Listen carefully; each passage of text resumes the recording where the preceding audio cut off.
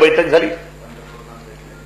गेली 9 दिवस जी शिवसेना कर्जमाफीच्या संदर्भामध्ये या सदनामध्ये विरोधात होती, सत्तेपासून सुद्धा आता माहित नाही नेमकं काय झालं। आज माहित नाही सभापती महोदय शिवसेना काय करणार थोडक्यात। पण सभापती महोदय जसं कालच्या मुख्यमंत्री महोदयाच्या निवेदनानंतर खालच्या सदनाचा अपमान झाला, वरच्या सदनाचा अपमान झाला, त्याचबरोबर राज्याच्या शेतकऱ्यांची फसवणूक झाली। 3 दिवसापूर्वी केंद्राचे कृषी मंत्री म्हणतात की आम्ही फक्त उत्तर प्रदेशला कर्जमाफी देऊ,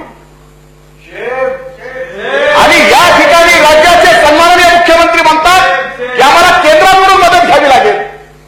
जर केंद्राचेच कृषी मंत्री आम्ही मदत करू शकत नाहीत म्हणत असेल तर राज्याच्या मुख्यमंत्र्यांनी वित्त मंत्र्याकडे 20 मिनिटाच्या बैठकीमध्ये कर्जमाफीच्या बाबतीमध्ये काय झालं?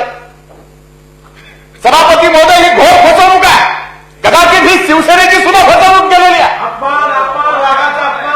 सभापती महोदय, म्हणून आमची या ठिकाणी मागणी आहे।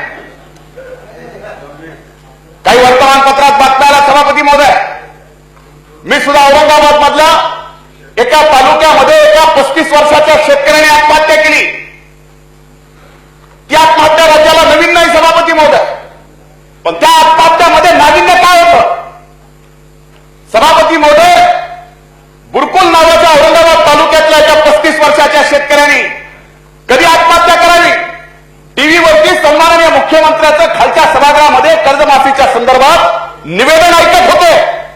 हा बुरकुल नावाचा शेतकरी निवेदनामध्ये ज्यावेळेस लक्षात आलं की सरकार कर्जमाफी देणार नाही, 5व्या मिनिटाला सभापती महोदय आपल्या पत्नीची साडी घेऊन शेतामध्ये गेला आणि बुरकुलने आपली जीवनयात्रा फास घेऊन संपवली। सभापती महोदय, त्याच्यावरती फायनान्सचं कर्ज आहे।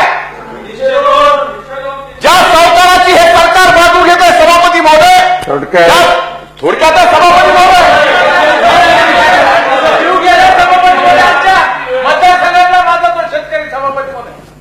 सभापती महोदय, काय हे सभागृह शेतकऱ्याचं नाही? या सभागृहामध्ये शेतकऱ्याची बाजू घेऊन 2 मिनिट जास्त बोललं तर बोलायचं नाही? अरे चर्चा करतोय, 10 दिवस झाला आम्ही मागणी करतोय, 6 दिवस तर तुमच्यासोबत आम्ही चर्चा केली सभापती महोदय। 6 दिवस तर शेतकऱ्याची व्यथा आम्ही तुमच्यासमोर मांडली, भावना आम्ही व्यक्त केला, का आत्महत्या होत्यात ते सांगितलं। चर्चेच्या नंतर उत्तरात काय आलं की आम्ही शेतकऱ्याला कर्जच होणार नाही अशा पद्धतीने शेतकऱ्याची परिस्थिती निर्माण केली। सभापती महोदय, शाश्वत शेती, अरे त्याच्या 7-12 जे कर्जाचं डोंगर झालंय त्याचा काय हा प्रश्न आलाय, आणि तुम्ही शाश्वत शेतीला त्याला जे पैसे लागणार आहे ते पैसे कसे आणायचे? सभापती महोदय, बुरकुलनी स्वतःची आत्महत्या त्यांनी केली, त्याला 8 गुंठे जमीन आहे, फायनान्सचं कर्ज आहे, सावकाराचं कर्ज आहे। ज्या सावकाराचं कर्ज तुम्ही माफ केलं म्हणून स्वतःची पाठ थापटून घेता, या बुरकुलवर सुद्धा सावकाराचं कर्ज कसं राहिलं दादा, याचं उत्तर या ठिकाणी आम्हाला पाहिजे। त्याच्यावर बँकेचं कर्ज होतं, एवढं सगळं कर्ज असताना सभापती महोदय बुरकुलने या ठिकाणी आत्महत्या केली।